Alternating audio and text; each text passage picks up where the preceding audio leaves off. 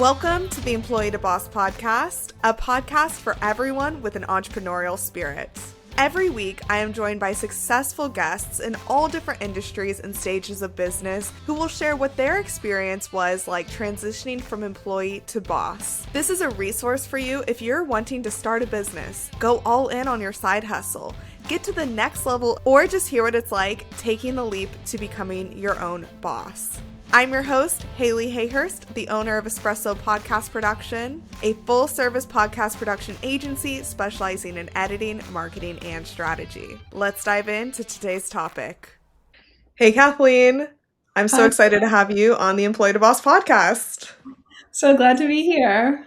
So you are the expert in all things AI and OBM work. And for a little backstory, we met at a retreat in Canada, in Vancouver, and I told you a little bit about my systems, and you were like, girl, you need some help. And I was like, you know what? I do need some help. So then you built out quite a few amazing things for me that have made my business so much easier. So just to start off with a little kudos to you. Oh, thank you. It was so much fun. Yeah. So I'm excited to hear all about your journey from employee to boss, because that's what we're here to learn about today. You are all in the world of AI, and I'm sure that was like a whole journey in itself. So why don't you take us back to before you even started your business? Yeah. It's funny, like immediately after school and I started a corporate job, like a week later, I'm like, this cannot be it. This whole setup is just not it. What am I going to do? And it took me a while to figure this out. This is going back 2015. And then I'm like, why don't I like go traveling and stuff like that? So I'm like, yeah. So I had planned to do a year abroad in Scotland in 2016, which I did do. And I did do a few little office jobs here and there to kind of sustain me, but that felt really good. And then when I came back home to Vancouver, I was like, I really feel like I should make a business of some sort. And I had like basically no money because I had just traveled a lot. And I found another job eventually for an engineering firm in Vancouver. And it was a decent job, good people and everything like that. But I'm like, this is going to be like my placeholder for now. I'm going to do this job as best as I can. At the same time, I'm going to spend some money on business coaching. I'm going to build a website. I'm going to start blogging. I'm going to just start getting all these ideas into action. And at first, I had started with photography. Can you believe it? And that went kind of okay, but I'm not really the artistic photography type. So eventually I let that go. And then in 2020, when COVID happened, like I really let it go. And I leaned in hard to virtual assistant services at the time. When we were in lockdown, I was doing VA stuff alongside my job when I wasn't too busy with it and stuff like that. I still made sure I was a good employee because I needed to still pay bills. And I did that for about a year and a half-ish. And then I was like, that's it. We're casting this loose. And then February 2021, at the end of February, I left my job, which was like such a huge shock to the system, but a good shock to the system. I can remember going to the hair salon on a day and being like, I can just go to the hair salon any day of the week now and I don't have to tell anyone. What? And I still do that now. And I still get excited and I bring my laptop with me now. But it was like a wild, crazy ride. And then, yeah, I just started going deeper into VA work. I started learning more about systems, and then started leaning more into an OBM role where I kind of manage people's businesses more and take more initiative. And then AI came. And when AI came, I actually thought I was going to lose everything. I had a huge mental breakdown. How many people know this about it all? I was like, I'm never going to work again. I can't do my job, et cetera, et cetera. And then I'm like, I know, why don't I just learn this stuff? And it's funny. I always smile when people think I'm the AI expert. I personally don't think so, just because there's so much to learn and everything's always changing. And I'm like, what about this and this? And then I get emails in my inbox about this. I'm like, oh my God, I feel like I need to start over again. But I gobble up as much as I can, and it's a wild, crazy ride. And that's where we are now, with still OBM services, no longer VA, but OBM and AI consulting services, as you know. Oh my gosh. I think that what you just mentioned of AI is going to take all of our jobs and no, there's not going to be anything left is a big fear for a lot of people. I mean, in the podcast space, is huge, right? There's AI editors now, there's AI show note, right? It can be done by AI. That doesn't mean it should be, but I think that's tools that we can absolutely use. And that's tools Mhm. that, I use to some extent, Yeah. right? And so I think that right there is really important for people to hear. What is your view on that now that you've learned more about AI? What is your perspective on it? Yeah, it's a great question. I don't think it's going to take your job away. I think it's going to take your job away if you don't learn how to do it or how to use it properly. I highly think that there still needs to be a lot of human input into it, and your initial ideas and your thought process that needs to be done by you. It can definitely help you. It can help you do it faster, maybe a bit better, but I don't think it's going to replace you. And I will die on that hill probably because I just don't think it's going to get rid of human creativity, human, like the way people write, the way people think and put things together. And, I'll give you a brief example. Yesterday, like we can talk more about this. I was playing around with Claude Cowork, and I was trying to get it to create a Canva document for me. And I had given it a lot of information, pretty detailed prompt. And it did a decent job that it got my branding guidelines done, but it didn't center the text properly. Like half it was chopped off, and like it used the wrong font for a header, and too dark of a font for the background color.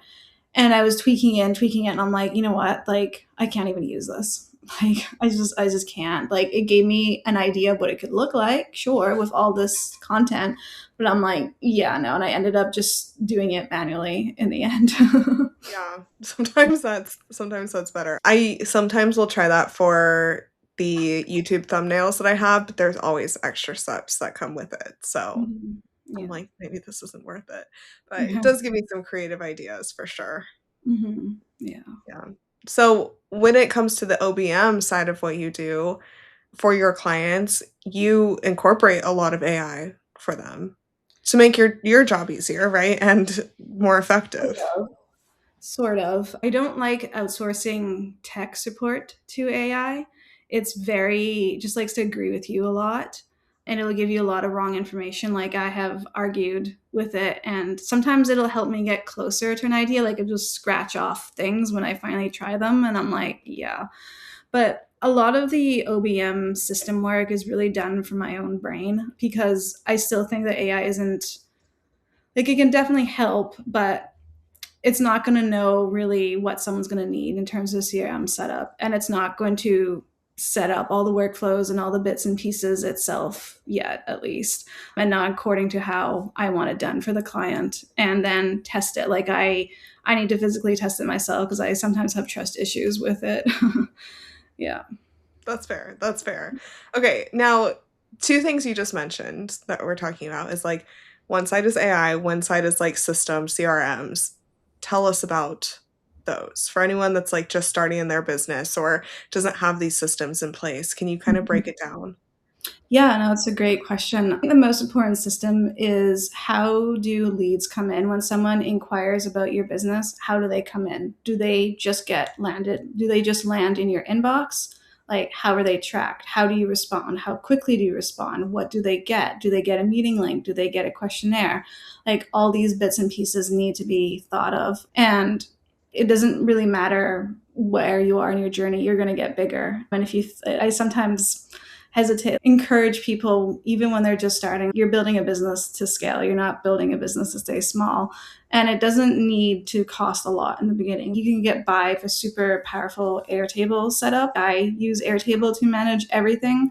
And there's a lot of automations within Airtable and supporting with Zapier. So you can start there as well and then build to something like a CRM system like Dubsado, like you have, or bigger, like go high level if you build an agency and have tons and tons of clients and a lot of things, maybe even multiple businesses that you can manage on one spot. Yeah, some kind of summarizing that is start small, managing your leads and how you onboard clients. With AI, I think a good place to start is getting better at prompting, making sure you're giving full details and instructions as clearly as possible to AI, training it on what it needs to know, what is not a good answer, what is a good answer, what it needs to admit, what it needs to research, what how you want the answer delivered to you. Is not just be like, write a blog post on this podcast for me. Be detailed. What is the purpose of this blog post? Who is it for? What format is it, like where is it going to be posted, and all these things. Is it going to be an email later on, another piece of content? There's a lot you need to feed it.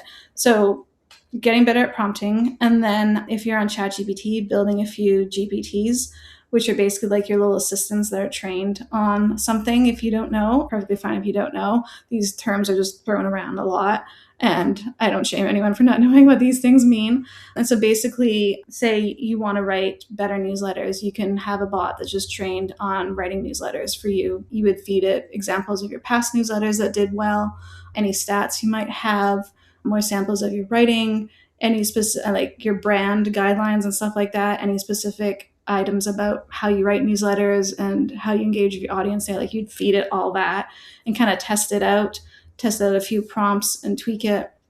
And that can be done on ChatGPT for like the basic $20 a month package, or it could be done on something like Casti AI for more and works with other assistants and works with workflows and stuff like that. Yeah. Yeah. Yeah. So let's talk about ChatGPT for a second. And Mhm. like, because I think that's probably one that everyone has heard of. And, there's other like Casti AI, which is what you set up for me, or Claude, which is now what you use. But I think that is like a missing piece in people's AI journeys that they're trying to go on is they just go on, look something up, or have it like write a blog post or whatever, and it doesn't sound like them, or even if you train it, what you're talking about is actually training the AI with documents, examples, and this is done by uploading the files to it, Mhm. right? And writing instructions as well that is saved, that you don't always need to regurgitate every time you go to prompt something. Yeah. So when you say getting better at prompts, I know you just gave some examples of telling people or telling the ChatGPT what you need or what exactly it's for. Can you dissect that a little bit more for us? Yeah, so there's specific frameworks you can follow when you submit a prompt to ChatGPT. There's a ton of them that you can download that I've downloaded from basic sources, and I need to make my own kind of frameworks as well. But it's basically structuring your answer in a way that you're covering all your bases and you're hand holding the chatbot through what you need. And so, depending on what you need, there's different ones for different needs. Okay. Yeah. And where can people usually find these? Other AI experts, I'm going to come up with my own framework at some point that I will put out.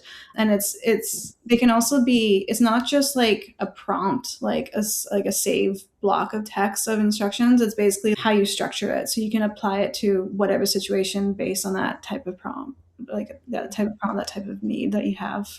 Okay. So it is all different for what the outcome is. Yeah. Yeah. Okay. Yeah, that makes sense. And with other tools like Casti AI, tell us a little bit about that because that's what I've been using in my business a Mhm. lot. Mhm. So that has more powerful assistance than ChatGPT, and it's also something that's called AI agnostic. So it means that it can use different AI models out there. So if ChatGPT is down one day, you've got Claude, you've got Gemini already ready to go, and whatever else that will come up that Cassidy will put in there. So you can use those models, and then those models kind of work differently on depending on the task. Like for instance, if you need a data heavy task analyze, Gemini is really good for that. If you need a lot of deep thinking and really good writing, I recommend Claude for that. If you need kind of like more research and kind of more come up with some ideas sort of thing, I feel like ChatGPT is pretty good for that. Mhm. Yeah, Yeah, I've so heard that before, how they all have different kind of purposes or strengths. Yeah, and that's kind of the thinking behind how I structured your AI assistants is I tailored them to what you needed. The one that analyzes your podcast data is connected to Gemini.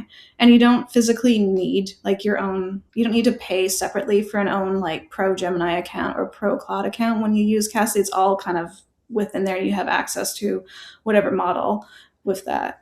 And then with those assistants, I've connected them to workflows. So, once the AI assistant crunches a bunch of data, what's it going to do for you? It's going to create a report. It's going to email it to you.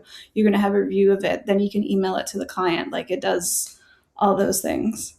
Yeah, yeah.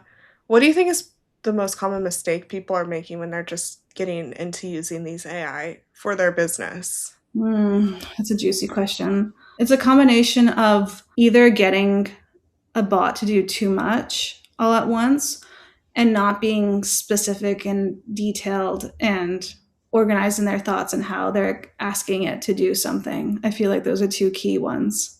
Yeah, can you tell us a little bit more? Like, say you're building an assistant for content marketing and you're like, okay, I want it to create emails, I want it to create blog posts, social media, and I want it to analyze my data. Like, you're getting it to do 4 things in different areas that technically are 4 different people. I wouldn't do that because it's going to overwhelm it. It's going to mismatch its instructions. It's very like singular focus girl with, one thought at a time sort of thing.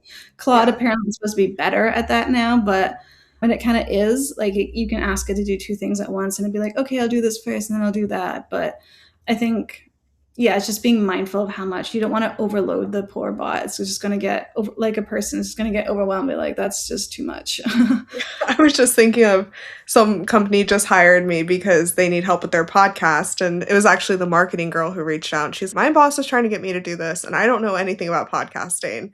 And that's out of my wheelhouse. So I almost think of it's like the same thing of if you just give one employee everything to run your business, then it's not going to be optimized. Would you say Yeah. that's like the Yeah. way to think about it? Yeah, Oh my definitely. gosh. Yeah. Yeah. And I just saw an email from your newsletter about switching from ChatGPT to Claude. Mhm.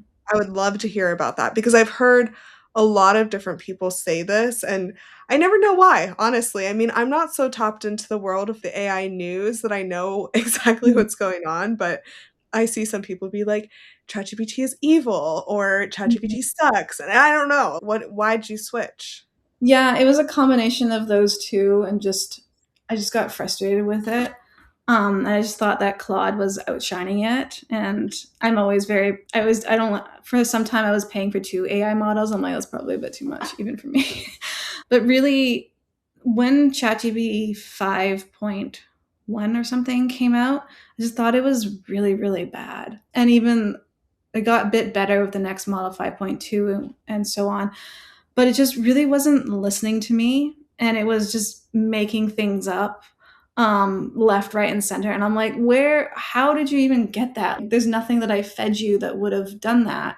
And it got really frustrating. And there is some ethical issues with ChatGPT in terms of what the founders are using their revenue to support, which you won't go into, but like definitely some shady stuff that I don't personally support.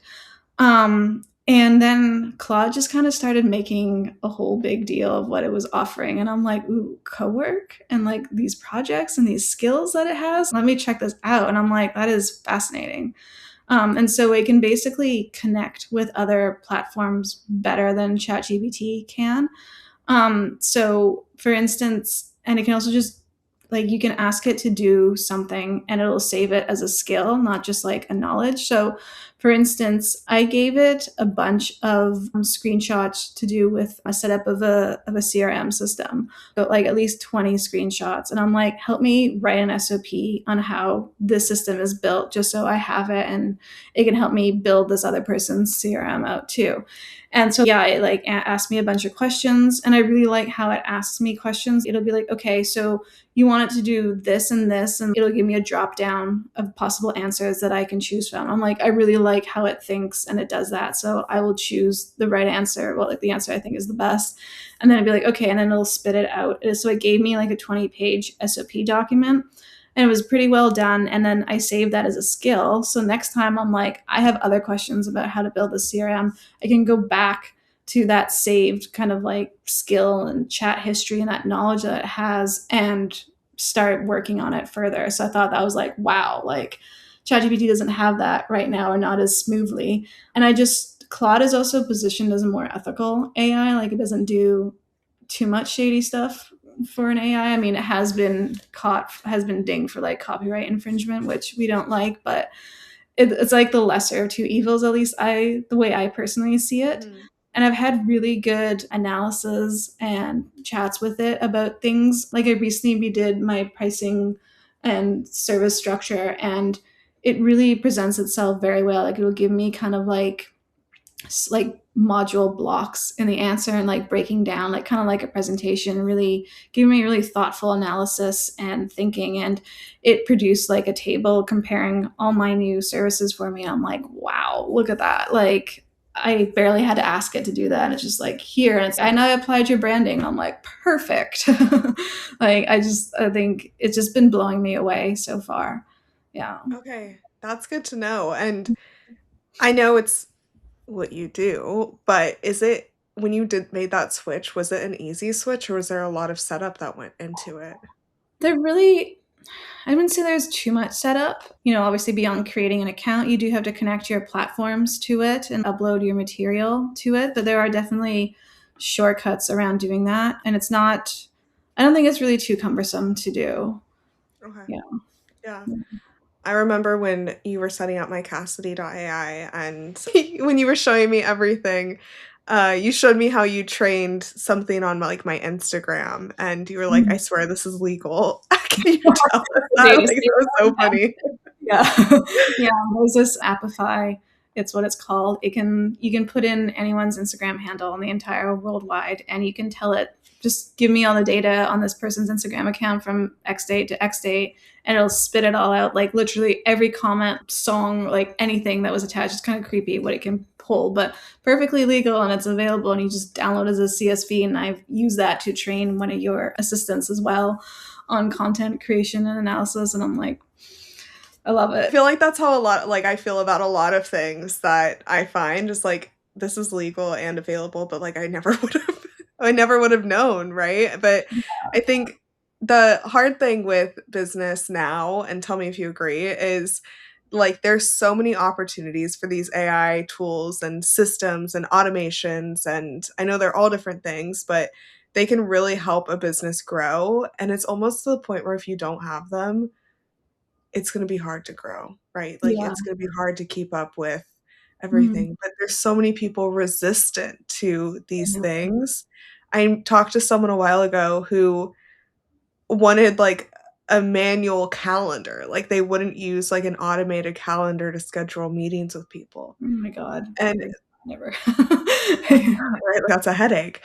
And like that's just how they've always done it. It's hard because if I started my business 5.5 years ago, right? And it's changed a lot since then, but I've always wanted to keep up to date with things. Of Mhm. course, there's things that you have to pay to use and investments you have to make, but I mean, it sounds like from your story from employee to boss, investing in yourself and investing in these tools and growth have always been important to you. Yeah, I've definitely been a part of masterminds and like the retreat we were on together. And I think that's all been really beneficial, like the connections and like what I've learned and just like thoughts and just vibing of other people who get it, who are in the Yeah. same boat that you are. Yeah. It's so important. It's so important. And then tools that you have taught me about Mhm. are like if I wasn't in that room, I wouldn't have met you and I wouldn't have no, I mean, I'm sure we would have connected at some point or another, but it is so important when you are trying to do all these things. AI can be very overwhelming to people, but if you Yeah. find someone who knows what they're talking about, like you, Kathleen, Mhm. it makes it so much easier to tackle. Mhm.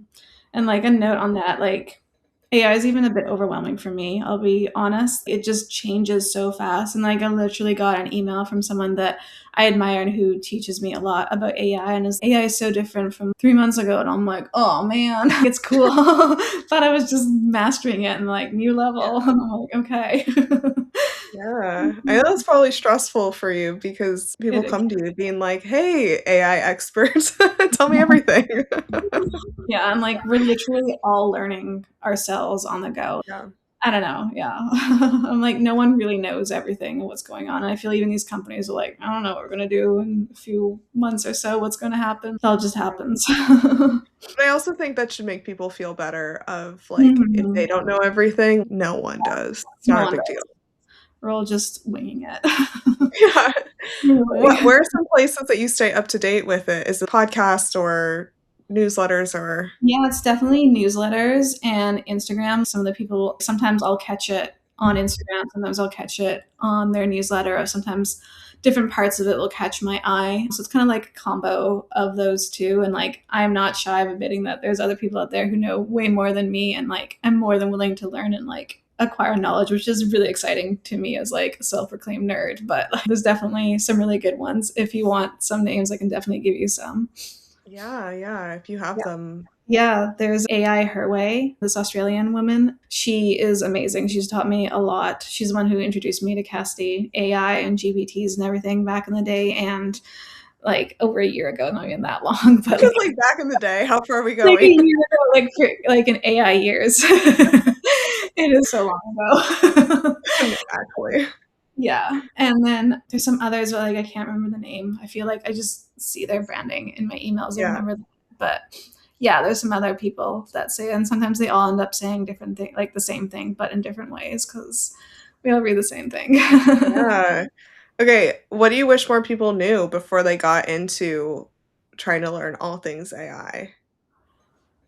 I would say be gentle with yourself because and like take it day by day and find one area that you want to have AI be helping you. And I say it's a like for me, and like I will die on this hill too. I see AI as like your helpful buddy that you pay like $20 a month or something. It's there to help you, not to replace you. And just train it on one thing and then see how that goes and see and compare how much time, have a timer on and see how much time you're saving and how much stress you're saving. The amount of times I've gone to it for answers where it's pulled legit research from me and I verified it, I'm like, wow, that would have taken me hours. And even when I did a meeting prep recently for a potential new client, I have this bot in actually an assistant in my Cassidy that I'm like, okay, give me everything I need to know on this person. And I put in her website and her LinkedIn, and it spat out exactly what I need. And then I stuck it into my Notion template, and then I have it ready to go for when I'm on the call. It took me 5 minutes to do that instead of half an hour or an hour. And I'm like, I love it. I could have been doing like the opportunity cost of doing something else. And I'm just like, wow, I love it. So that's kind of Totally. how it start. Yeah. Okay, no, that's really great. And I mean, when we met, of course, there's things I could have done myself, but I'm a busy person and also don't really have the interest in learning everything. So tell us Yeah. more about how you work with people because, like I mentioned in the beginning, you really did help a lot with the business that I have. I'm so glad. It's really just finding out what they need, if it's systems work, if it's AI areas that can help, and just kind of seeing what they need and what's the most pressing issue right now. What's something that keeps breaking down all the time and is causing a headache that's maybe preventing you from acquiring more clients, like achieving your client goals, like revenue goals. And I kind of just go from there. And I'm not shy to tell someone. I met someone recently and I'm like, I have all these key OBM retainer packages. And I was telling him, I think that you should start with a one off thing where I do an automation tune up or I do an audit of your systems. I make a recorded Loom video for 20, 30 minutes and I tell you what I think is going on. And you start there rather than me just jumping in head first. Because jumping into someone's business is like it's entering a whole new world and there might be things that you already know but then I need to learn it and then I need to figure out how to make it better. So that is always a safe, healthy place to start, depending, especially if they're early in their journey. And even sometimes if their business is just too complicated at first, you need kind of like a bird's eye view of everything and being like, okay, what can we kind of move around the board here and stick in different quadrants of urgent, next up, and maybe later sort of thing. And then different, is it systems work? Is it a team thing? Is it AI? Like all those pieces. Yeah. Yeah, totally. So I'll put the link to connect with you on Instagram in the show notes. So someone can come and talk to you and you can kind of walk them through all of those pieces. And, you know, wrapping up this episode, which I think has been so interesting on all things AI, which we're going to have to do a part 2 because it'll be different Yeah, soon, I'll right? have knowledge for you too. Yeah. But, there's so many different ways that we can, you know, listen to podcast episodes. We can learn from books, newsletters, resources, all these different things, but nothing happens unless we take action or show up in the room like we both did in that retreat. So, Mhm. what are 3 action steps that you want the audience to walk away with today? Yeah. Number one, I would open up a blank Google Doc and I would write down every time you notice something breaking in your business, whether it has to do with systems, whether it's something to do with AI, and just keep a running tally. And then also note things that you're like, I really hate doing this. Whatever it is, just write it down. And then either you can reach out to me or you can do a little digging and being like, okay, what could solve this problem? Is it me getting an Airtable? Is it me setting up a couple or a few two-step zaps or something to take care of an automatic process, even getting notification that a form has been filled, something like that. And you get an email and the person gets it like, hey, I got your answer, something small like that. Just taking basic steps on your own at first. And then the third thing is just documenting everything that you're doing new in your business, so writing your own SOPs, the way you change onboarding, the way you change data tracking, the way you change communicating to your clients. Just write that all down, either in a Notion or in a Google Doc, whatever it is that works for you, and go from there. So then when you're ready to hire someone for maybe a consistent monthly package, you have something to give them and they're like, they don't have to build that from the ground up. Yeah. Yeah. Very cool. Very cool. Okay, I love it. Those are all very actionable. I appreciate it. Where can people come connect with you? Yeah, I'm usually on Instagram, the virtual spell with underscores between each word. Or there's my website as well. It's still there and live and pretty and updated. And yeah, my email, and that's basically where I live. Cool. And you have a AI power magic session. Mhm. Um, Tell us more about that. Yeah, that's a 30-minute session where you just come to me with one or two problems that you have with AI in your business. I get you to fill out a form beforehand so I know what the problem is. And then, like, at least 48 hours later, I'll come back and I'll show you my solution to it and we'll go through it together. And that's kind of just like a primer to show you what I can do if you wanted to do AI consulting with me, where I look at everything and do a whole thing. That's kind of like a nice starter place to cut my net. Yeah. All right. Very cool. Kathleen, thank you so much for joining. I have loved this conversation. Me too. Thanks so much for having me. Thank you for listening to the Employee to Boss podcast. If you made it to the end of this episode, I hope that you implement the actionable steps from this week's experts so you can get started with your business today. Please rate, review, and subscribe to the Employee to Boss podcast on Apple Podcasts, Spotify, YouTube, or wherever you listen to your podcasts. It helps more than you could ever imagine. Remember, a little progress each day leads to big results. We come out with a new episode every Tuesday. To access our show notes, transcripts, and courses, please check out espressopodcastproduction.com.